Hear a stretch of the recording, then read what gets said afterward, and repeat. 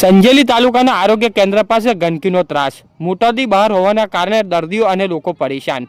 દાહોદના સંજેલી તાલુકાના આરોગ્ય કેન્દ્ર જે તાલુકા હજારો નાગરિકો આરોગ્ય સેવાઓ માટે મહત્વપૂર્ણ કેન્દ્ર છે, તેની આસપાસ વ્યાપક ગંદકી અને અસ્તવ્યવસ્થા કારણે લોકો ભારે પરેશાનીનો સામનો કરી રહ્યા છે। આરોગ્ય કેન્દ્રની નજીક જ ખુલ્લી મૂત્રાદી બહાર હોવાનું આસપાસ અસહ દુર્ગંધ ફેલાય છે।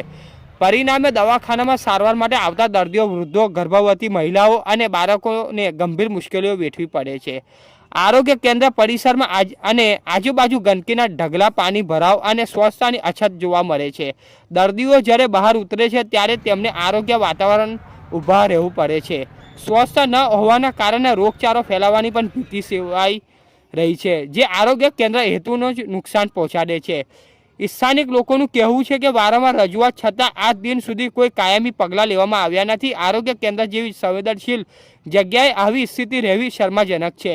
તાત્કાલિક ધોરણે મૂત્રાદી બંધ કરી યોગ્ય વિકલ્પની વ્યવસ્થા કરવી, નિયમિત સફાઈ કરવી અને સ્વચ્છતા માટે જવાબદાર અધિકારીઓને કડક સૂચના આપવાની જરૂર છે।